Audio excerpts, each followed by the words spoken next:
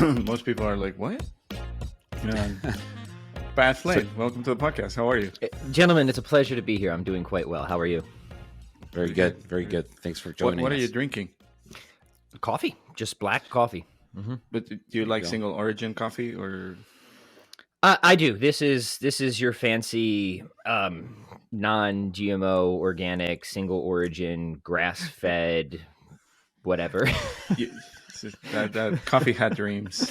Yeah, exactly. So I'm a little bit of a snob with my coffee, but my wife is actually not. She loves Folgers. So there's a little bit of tension in the household, gentlemen, between who brews their coffee first and what coffee we're drinking. So, as perfect as my marriage is, otherwise, there's that little tension. It's gotta be something that you have to work on. It's like I said, my wife is perfect, but I won't reveal it on air. But there's okay, she's a Giants fan. Anyways, baseball. So we're talking before we started rolling that saying how I stumbled upon you on the internet. I was doing 100 kettlebell workout, 100 kettlebell swings workout, and I did that for a month. And then I was like, well, what else is out there with kettlebells? Because I like general physical preparedness workouts. And then I found you because you have a program with kettlebells. And then on your website, chroniclesofstrength.com, you have a very not hidden, but this is very innocuous link that says what you said you're Catholic. And I clicked on that, and it's a link to your reversion story, I should say, on the journey home. And I was like, this guy has been on EWTN. And then we come to find out that you worked with Catholic Answers, and and you have a YouTube channel, Philosophy for the People, that we'll get into it. But it's like that crossover between the fitness world and if you are like a very strange Venn diagram of like fitness, Catholicism, and business, and you're kind of like the intersection of those three worlds. But for those that don't know that much about you like we do, can you tell us a little bit about yourself? Yeah, it's a strange story, and I'll try to make it relatively brief. So I do like to create this sort of confusion in people, because sometimes they'll discover me in the kettlebell world and be like, wait, is this the guy who has that philosophy channel or does stuff with Catholic Answers? Or sometimes they'll discover me with Catholic Answers and be like, wait, isn't this the guy who's like swinging kettlebells on YouTube? And they just don't know kind of what to do with it. But the short story is this. It kind of makes sense if you understand the origins of it all. So my sort of academic background is not fitness, it's economics and philosophy. But when I was in school, I was practicing martial arts, playing taekwondo, and very much into fitness and weight training. And my coach introduced me to kettlebells at that time, and I fell in love with them. I thought they were a great training tool. They really helped me with my martial arts practice. So I went and got all the certifications in them and started teaching and personal training just as a way to pay my bills in college, right? It seemed enjoyable. I liked doing it. And I just loved learning about physical culture and physical preparedness and all that sort of thing. So I had a blog at the time, and I was blogging about everything. I blogged about everything that interests me, like I still do: economics, philosophy. I was not a religious person at that time. I'm sure we'll get into it. But still very much philosophically interested. And I also wrote about fitness because that interested me too. But as it happens, the stuff that people were most interested in was the fitness stuff. And then eventually, by my senior year of college, I actually got a book deal with Wiley to write a For Dummies book, which ultimately became a series of For Dummies books related to fitness. In fact, I didn't plan this. I did not plan this. I'm not plugging it. It just happens to be right here. Here is the first one that I wrote. Called Paleo Workouts for Dummies. Awful title. I still don't know what a paleo workout is, to be honest. But this was you like at the height of eat peanuts while you're working out. Something like that, right? But this was at the height of the paleo craze, right? And they contracted me to really write a book on kettlebells, but they had to put paleo in the title because, like all major publishers, it's all about following trends. So I'm like, you call the book whatever you want. I'll write a book about kettlebell training, and we'll call it a deal, right? Wait, so Paleo Workouts is a kettlebell book? Well, it's really kettlebell and body weight. So I had to like get creative as an author and think like, how is this paleo? Like cavemen didn't have kettlebells, right? So I'm like it's minimalist, right? So yeah, if you go through the book, it's got a lot of just basic exercise tutorials for kettlebells and body weight and stuff like that. But I always qualify it that like the title was not my idea. It's fortunately done pretty well, but it always annoys me when I see the title of it, but this is just the nature of working with publishers. So anyways, my career just sort of went in that trajectory. I really started my own business. I just kept writing and publishing content online. And and I just kept going in that way, that I just never pursued any other career, right? So really, a lot of I've just owned my own business since college. And along the way, always continuing to study philosophy, write philosophy.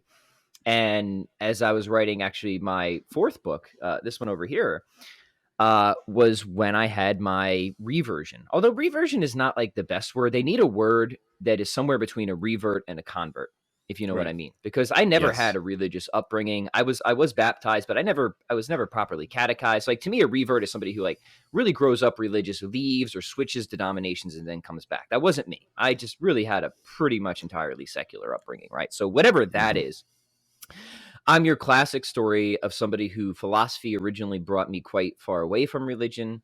And then after a long, long time of working at it, it brought me back in, and ultimately to the Catholic faith as well. And then in an interesting way, I guess, that's when people started being more interested in my philosophical work. Up to that point, nobody really cared about it. But then once I sort of began to fuse it with religious significance and started focusing more on philosophy of religion, that's when I started doing more of the stuff that you guys mentioned, work with the various Catholic apostolates. I've written for Word on Fire. I do a lot of work with Catholic Answers now. I run the Philosophy for the People YouTube channel.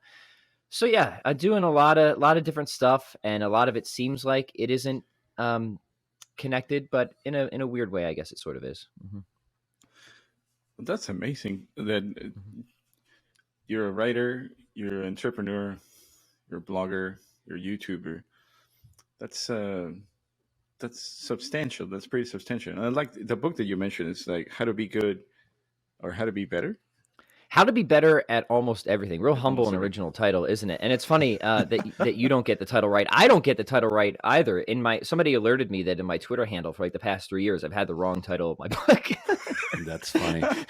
So I went away to fix it. It's I just call it the Green Book. Yeah, just to keep it simple. The green one. Just call it the Green Book for Dummies. So it's really sticky.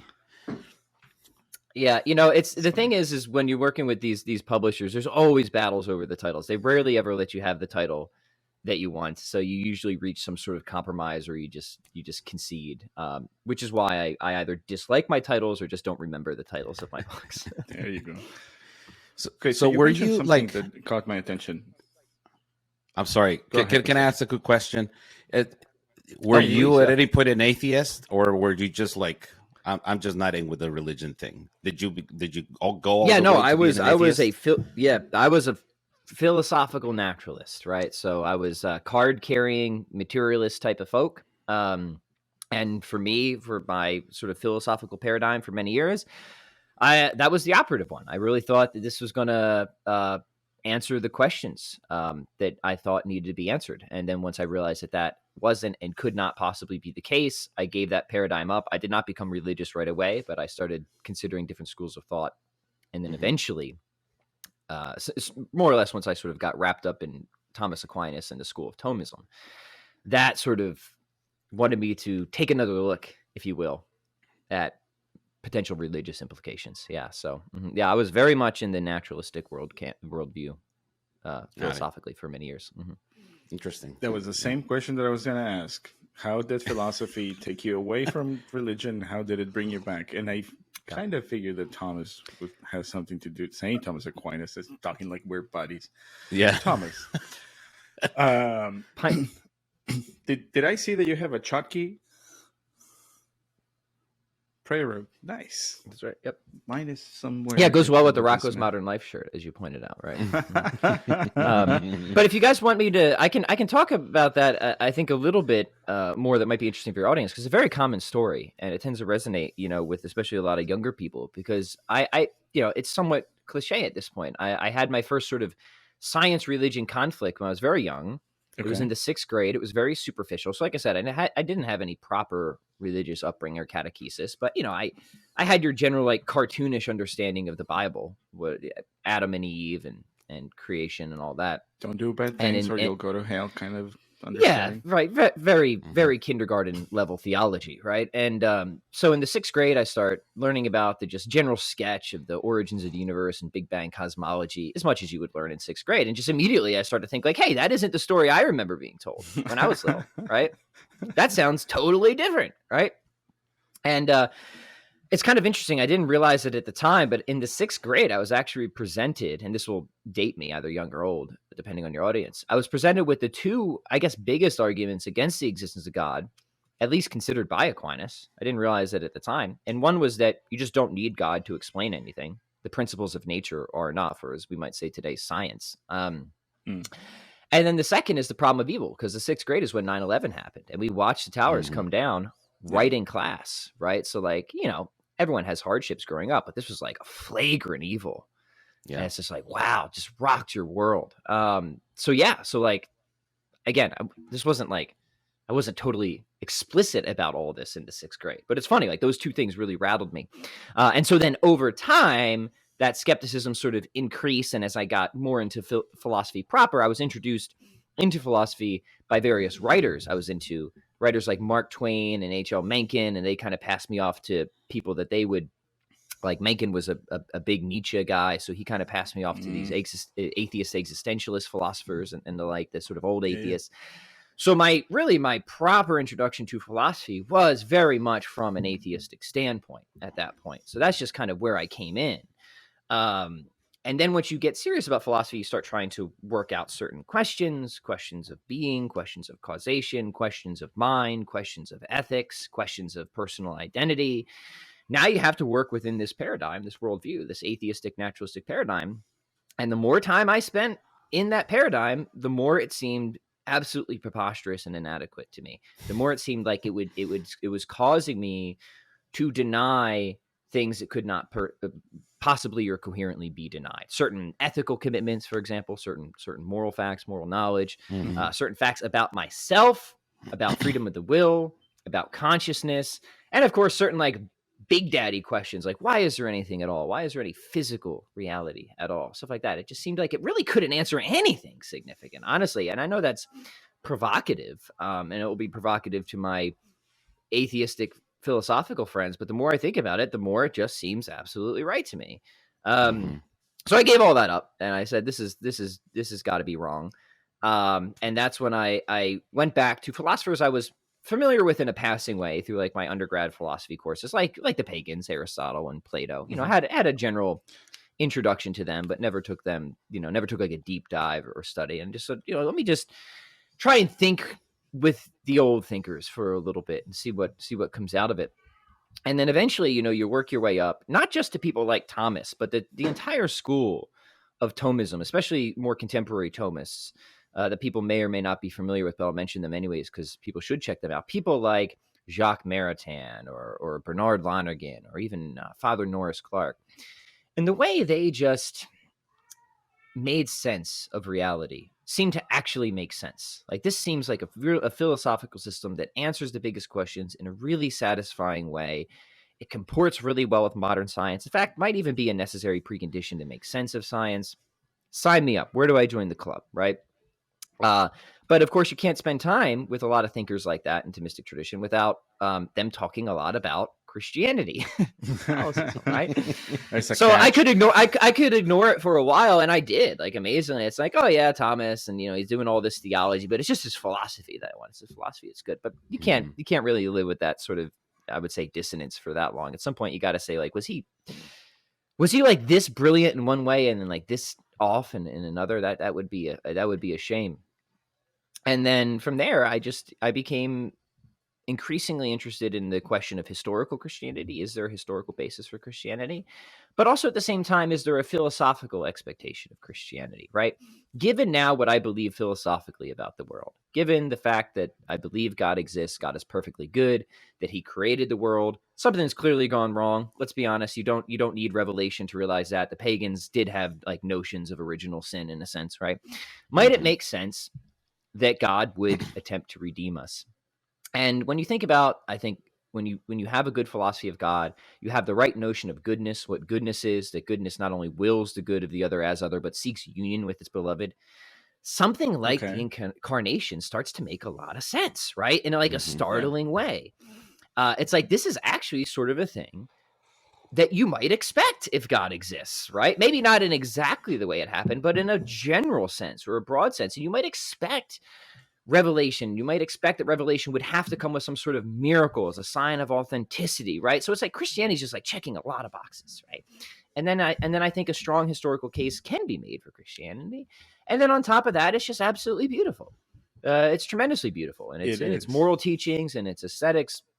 And so that's what I try to impress upon people these days, is no matter how you kind of come at it, philosophically, aesthetically, morally, historically, you can come at it from any of those perspectives. But I think the best way is to come at it from all of them and see how they all converge with a tremendous amount of force and indicate the truth, not just of Christianity, but Catholicism in particular. So that's the more full story. Still a very condensed version, but yeah. Nice. I think that the part that struck me the most of that is that you want to think. Not a lot of people want to think. They just like they go drift about in their own bubble, is because right now is what the culture tells us, right? It's you do you.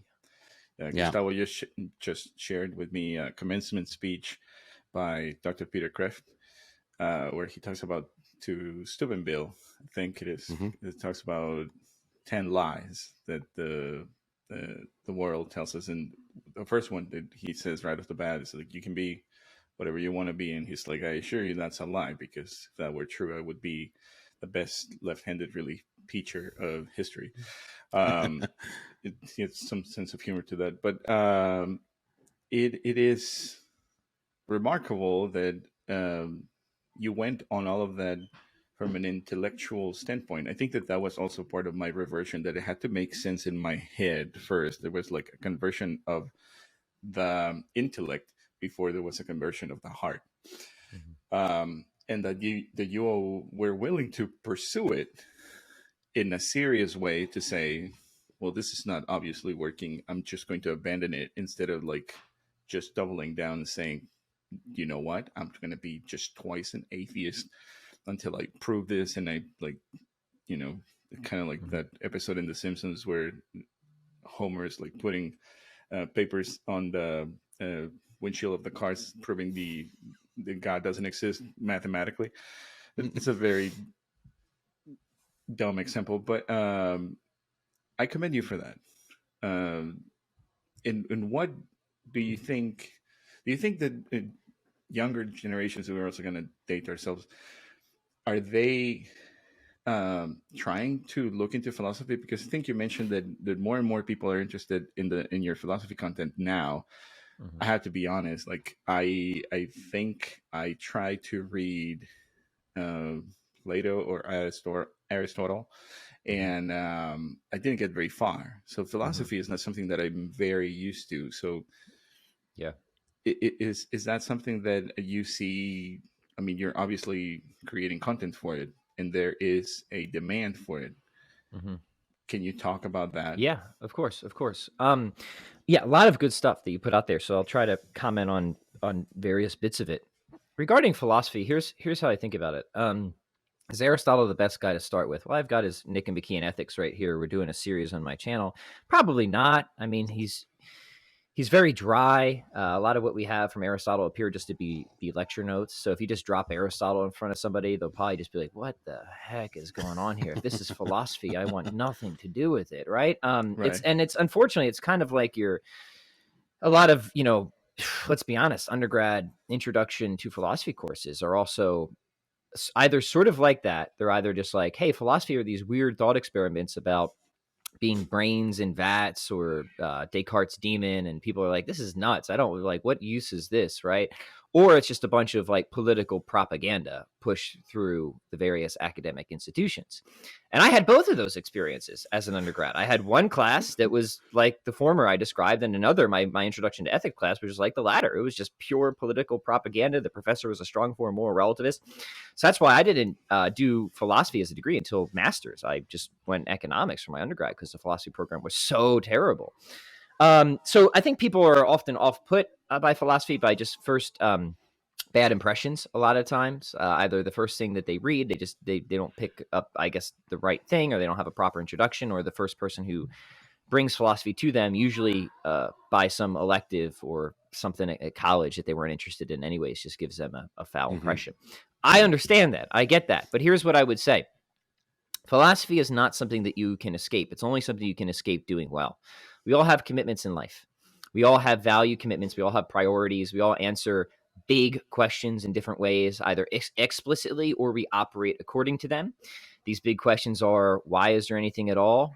Where did we come from? What are we? What are we here for? How are we to behave? And where, if anywhere, are we going? These are all big philosophical, and occasionally they bleed into theological questions, right? And we all order our lives according to, certain philosophical paradigms, whether we are aware of it or not, right? So no matter what, we're operating according to a philosophy. And for many people, it's probably like a quilt of different philosophies that are inconsistent with one another. So most people probably walk around with a lot of incoherence under the hood, right? So then the question you have to ask yourself is like, is that the way I want to live? Right? And philosophy, to me, my friend Jim Madden puts it this way, is like, it's the refusal to live a sham existence. It's the refusal to live a sham existence. And that just links up to what, you find in Plato and Socrates, that the unexamined life is a life not worth living. That philosophy is a critically reflective turn. It's thinking really hard about things, because that's the only way to not live a sham existence, right? And you're right that one of the, I think, problems of contemporary culture is this sort of practical or lived nihilism. People aren't like explicitly nihilists, but they almost live as if they're nihilists. Many of them, they're sort of indifferent, or they seem indifferent to these big questions. They're very materialistic, not in a philosophical sense, but in like a consumerist sense, very much tied to having things and buying stuff and what's going to be on television tonight.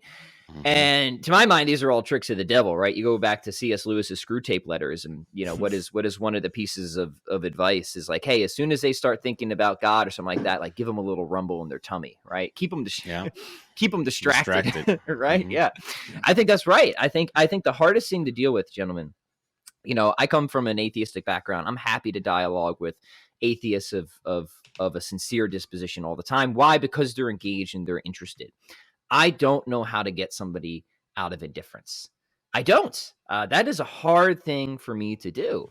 There's a lot of people in my life that I would love to have big conversations with, but they just want to talk about the football game. And I don't know what to do with that. I rely on God's grace. And in fact, I think there's actually a good link to the problem of evil and suffering here. I think sometimes a lot of times suffering is a certain medicine that can wake us up to issues of indifference, egoism, narcissism, that can get us to start to take critically reflective terms and ask, what is most important in life? How should I be living? Am I living in accord with all of that? So those are I guess bigger theological considerations. But the point I try to press of why people should get into philosophy is because you can't escape doing it no matter what. You can only escape doing it well. You can't not have a philosophy. You can only not have a good philosophy, right? And if you're stuck doing with something, you might as well try to do the best you can at it, right? And beyond that, philosophy has major implications. I mean, the biggest questions that we can think of are questions about human identity. Who or what are we? Human origin, where did we come from?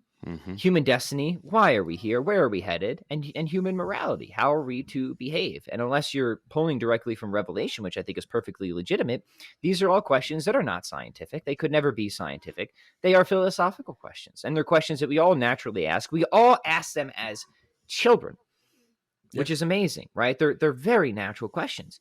But we stop asking them because we're either indoctrinated out of it, or dad got annoyed and told us to stop asking so many questions, right? Or because our school system decided to teach us what to think instead of how to think. That's a big problem. The education system is really not very helpful for developing virtuous, philosophically inclined citizens. So I don't know if that answers your question at all, but that's at least some commentary on top of it. Yeah, totally. Yeah, I have a follow-up to that, going back a little bit to when you were telling your journey, right? Because we're at a family gathering a little while ago, and we were talking to a family member that's atheist at the moment. He's questioning a lot of things. He has a lot of very, very nice distinction. There's hope. So he's questioning a lot of things, and he engaged in conversation. Granted, it was like a little late at night, and we all had more than one beer on us, right? So it was a lively conversation, but a very courteous one. So, yes. And I am by no means an apologist. I'm growing in my faith. I'm speaking to people like yourself to educate myself and learn, right? So, but by the grace of God, this conversation went on for a couple of hours, and my wife did a bulk of the heavy lifting, in terms of like listening and offering kind of like rebuttals to all the things that you were talking about, Nietzsche and all these like canned. It seems like there's like a script, that atheists kind of like throw out there. Different questions. Right. It's like, oh, why does God allow evil? Oh, why is this? It's like, what about other religions and stuff like that? So we got into different topics. At the end of the night, I told him, you know what, this is not going to happen overnight. Obviously, you're on a journey, but you got to put in the work. If this is a hill that you're willing to die on, you got to put in the work. You got to see everything from every perspective. And I said, you got to read the doctors of the church. Mm-hmm. If at that point you're like, yep, I'm still willing to die on this hill. Okay, but you got to allow yourself every opportunity, because you know what? It might catch you by surprise. And if you're really on this journey, you got to look at everything and not be lazy about it. Yeah. Don't just receive talking points that you're getting from a YouTube channel or whatever. So see the whole picture, see different perspectives, see different arguments for this, and read a lot. Educate yourself in that sense. And that's kind of where I left it, and he was like, at the end of the night, because we got into different topics, right? We got into topics of like abortion and stuff like that. And I told him, are you pro-choice? Are you pro-abortion?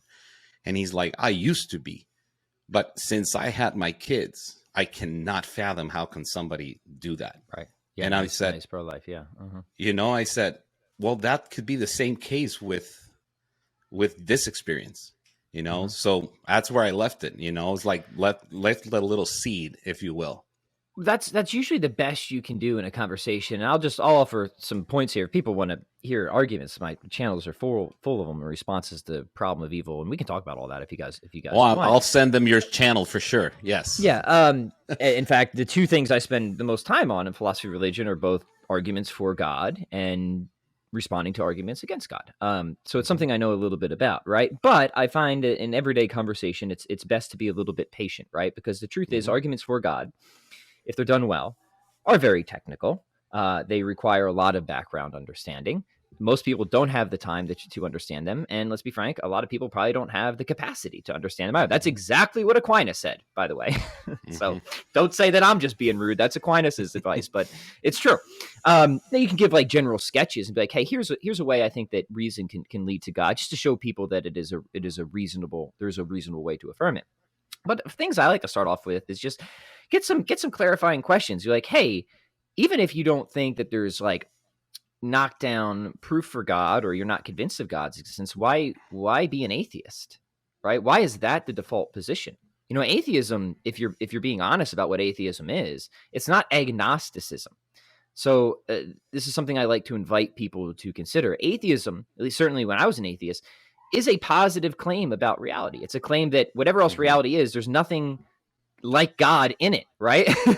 So atheists are venturing what's called a worldview, a sort of big picture of reality that's meant to sort of offer an ultimate explanation of things, right? Correct. And the truth is, it's very easy to be a skeptic. Just as people can be skeptics about religion, it's super easy to be skeptics about any atheistic project. Being a skeptic is the easiest thing in the world. Throwing out objections, asking questions. This is why, this first kind of like move is important, because why should the religious person have the burden of proof? And in almost all conversations, it's assumed that they do. But why? Mm-hmm. Why? Why is atheism the default position? It's certainly not, and it shouldn't be. Atheism has always been psychologically something of an aberration, right? It's a minority position, always has been, always will be. And it's not agnosticism. Agnosticism is where you just say, I don't know. Agnosticism is where you just describe a psychological state that is a question mark. That's agnosticism, right? fine. If you that could be maybe a default, but not atheism. Atheism comes with claims. You're saying God does not exist. What are your arguments for that? And whatever arguments people throw out, you can easily be skeptical of those. It's easy to be skeptical of the problem of evil, all of that, right? So the point I want to say is like, just make it clear that it's always easy to be a skeptic. It's easier to take something down than it is to build something up, always. And think about what the burden of proof, where should the burden of proof land? And this is an important question because you kind of don't want the burden of proof because it's easier to be a skeptic, right? It's always harder to build the position than it is to take a position down. Now, look, I'm happy to take on the burden of proof, and I've spent many, many years trying to do that for myself and for other people.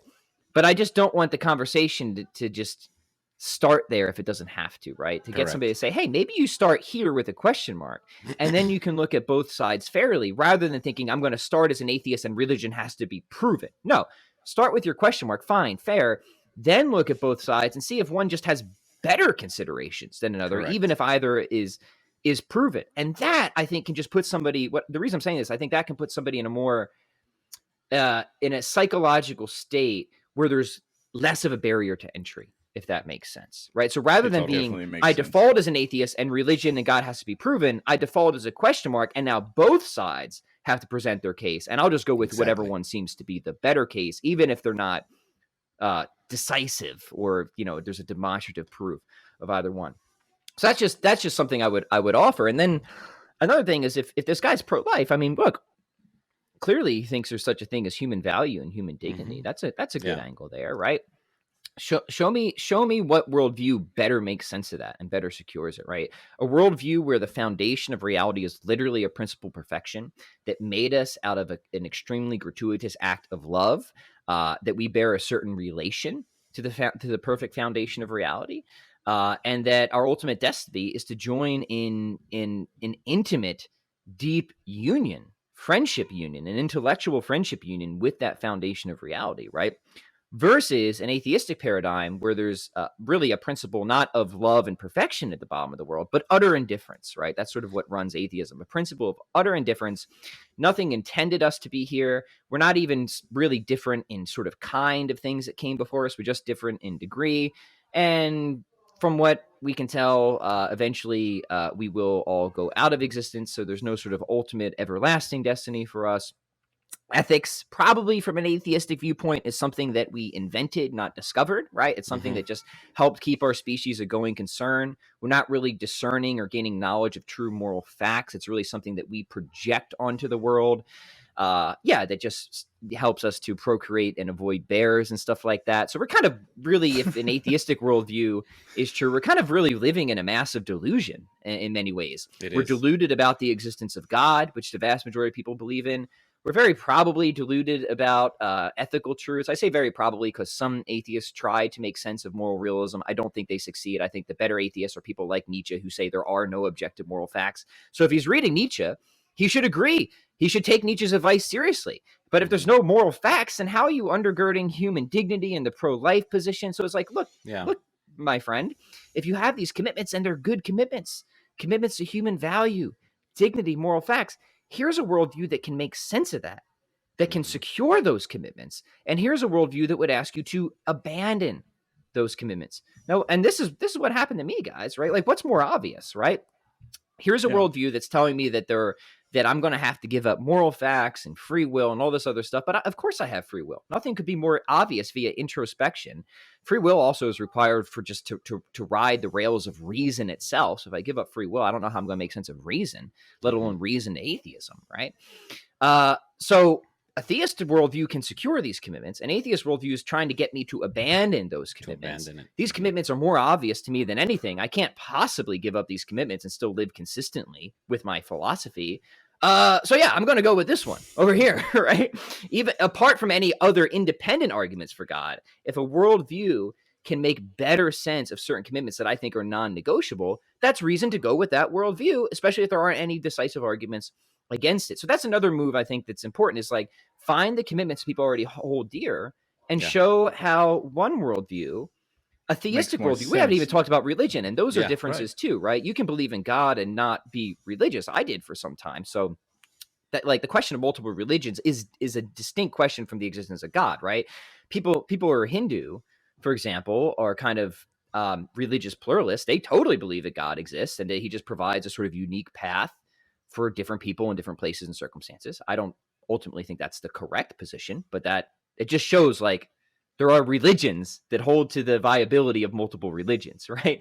And they believe in God. So it's not really an argument against God. It might be an argument against Christianity. So you have to just help people, like, ask the right sort of questions and draw distinctions like that. Totally. So I don't know if that's helpful or that makes sense, but one thing I like to try and do in just everyday conversations is, hey, you have these commitments, and affirm, like, these are good commitments. I think these are the right commitments. Human dignity is a great commitment. Let's take a look at these worldviews and see what makes that commitment secure, what grounds that commitment, right? And then, if nothing else, that should, like, make that worldview more attractive to that person, right? Because most people don't want to give up commitments that are dear to them, if you know what I mean. Mm-hmm. Yeah, because I think that abandoning those worldviews or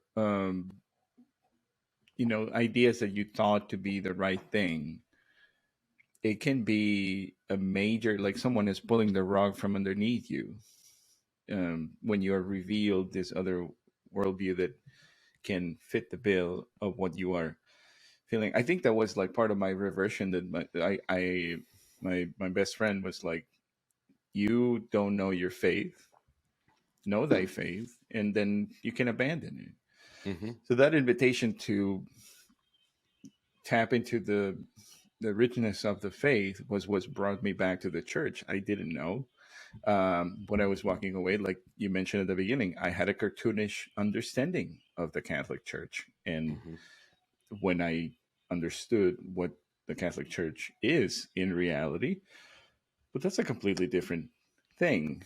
And walking away from that is much more harder to do than if I had left the cartoonish version of what I thought the Catholic Church was. And I think something that I want to say, you're in good company as to, we have kind of a similar story of, like, being poorly catechized when we were young. We were raised in New Mexico. So this is what we're trying to do with this podcast as well, is that showing people that there's hope, that you can, catechize yourself and build yourself up and get closer to God. The question that I would ask you, kind of as a closing question, would be, for an absolute beginner, what would be your top 3 books that you would recommend to get into philosophy? Great question. Let me give, if you're going to start with a primary text, which I think is always good on some level, I would start with Plato before Aristotle, and I would start with the Republic. Why? Because you're going to get dialogue. It's just more engaging. It's more readable. It's more accessible. But just go in understanding that you're not going to understand everything at first. But just absorb it. Just read through it. Just read through the Republic. Then, if you're a more contemporary philosopher that I think makes philosophy really accessible, he was an influence of mine in many different ways. Still is. Check out Mortimer Adler, and he's got actually a great book on Aristotle called Aristotle for Everybody. And Adler's a really interesting guy himself, because he started off a sort of secular agnostic. Eventually, he had this sort of similar experience where he realized contemporary philosophy is just totally wacko, right? And he becomes more or less a Thomist. In fact, definitely a Thomist. Later on, becomes a Christian. And when he was just a Thomist, he wrote a pretty good book called How to Think About God from a Pagan Perspective. And he's just giving a contemporary sort of cosmological argument for God. It's a good book if you want a sort of introductory book to how to think about God from the perspective of natural theology, just using reason alone. So that might be another one. It's a little more technical than some of his other books, but it's still, I think, accessible enough. But he's interesting because he became, I think, Christian maybe in his 60s, but then he became Catholic in his 90s, like 3 years before he died. So he lived a super long time. But he got there, right? Like right at the finish line, he got there to the Catholic faith. So he's got an incredible life story. Brilliant. He's behind the Great Books program. So his Aristotle for Everybody is good. And then the third one, I'll recommend the other one. So Plato's Republic, just classic. Everybody should read it. Aristotle for Everybody from Adler. And then Adler's also got a really good book called 10 philosophical mistakes. 10 philosophical mistakes. And why that book is good is because he kind of will give you an overview of the history of philosophical ideas, and it'll help you show how much our contemporary culture is influenced by certain modern philosophers like Descartes, like Locke, but also identify like these guys really went off the rails. And a lot of the sort of issues we're suffering now, it's sort of their fault in a way, right? But then he'll show you how to correct these mistakes by going back to thinkers like Aquinas, like Aristotle, and their mistakes regarding consciousness, thought, free will, ethics, politics. So you'll get a really great introduction to philosophy in general, the history of philosophy, and what I think is ultimately good philosophy. So 10 philosophical mistakes would be my third recommendation there. Mm-hmm. That's amazing. That's Gustavo, great. do you have any closing comments? Yeah, I just want to thank you, Pat. I think what you're doing is really, mixing these two worlds together. We didn't really get into the fitness part of it, but it's definitely something that both Walter and I are trying to get more involved in. Taking care of the physical part as the temple, yes, as we grow our intellect too. But I think it's really funny, and I don't know if you've made this distinction. I'm sure you've had, but it's like working out your intellect as you work out your body, right? Because all these kettlebell exercises and pushing yourself, I think from a atheist perspective, I think that's the recommendation. Work out your intellect the way that you would work out your body, and give yourself that opportunity. And I really appreciate what you're doing, because I think you're speaking to a younger audience about topics that younger audiences don't necessarily get interested about. This is where I think like people like Jordan Peterson really opened up also a window of this reasoning and thought, of exploring it, of being receptive to it. So it's kudos on that. And just like to make sure that it's accessible. You're meeting people where they are. People are online, and not a lot of people are picking up a book now. So big kudos to you on your mission right now. So thank you so much. Well, thank you, gentlemen. I appreciate you having me onto your podcast. This has been an absolute joy for me. So where can people find you? Tell us about website, social media, all that stuff. Well, thank you. I've got the podcast on like iTunes and stuff is the humbly and originally named Pat Flynn Show. So just the Pat Flynn Show is kind of the general podcast. You'll get fitness stuff there. You'll get philosophy stuff. If you want just the philosophy and a little bit of theology stuff, then Philosophy for the People on YouTube. If you want sort of that type of content. And then the fitness stuff, as you said, Walter, at the beginning, is over at my website, chroniclesofstrength.com. So those would be the main outlets. Nice. And your books can be found on all the places where books are sold? Yeah, all the places, whatever beast you want to feed, I suppose. Just Venmo Pat, and he'll send you an autographed copy. Right, there you go. Just kidding. So don't do that, guys. He might not do that. Ask him. I don't have enough. The publishers are kind of cheap these days. They don't send me as many author copies as they used to. So, Well, that's a shame. But we want to thank you again for your time. This has been an amazing conversation. I feel like we could have done like an hour and a half episode, but thanks again. And hopefully we can do another episode in the future. Just talk about. I had one thing that this is going to be so bad that I'm doing this as the end of it, but there is a thing that I didn't know. You led me to discover that Dan John is Catholic. And I was like, yes, he is. Gustavo, Dan John is like a big kettlebell guy in the fitness and his world. background is actually he's a professor of religious studies. Most people don't know that about Dan, but most people assume that he's just a coach, or maybe he teaches physiology. But nope, Dan's background academically is history and religious studies, and he's been a teacher and professor for many years, and he just sort of is known also as just being a strength coach. Just gonna start buff Catholicism. It's gonna be a thing, guys. All right, Pat. Thank you so much. God bless you, gentlemen. You and your mission, and hope to see you soon at a later time. Absolutely.